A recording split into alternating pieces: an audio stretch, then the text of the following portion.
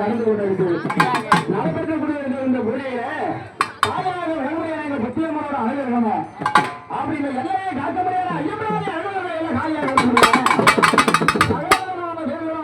அக்காலும் தங்கையாரும் 5 பேரும் தாயாருக்கு முன்னோட பிள்ளைகளாக வர முடியாது.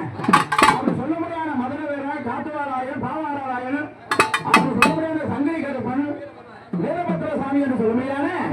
அவங்க பிள்ளையாக வர முடியாது.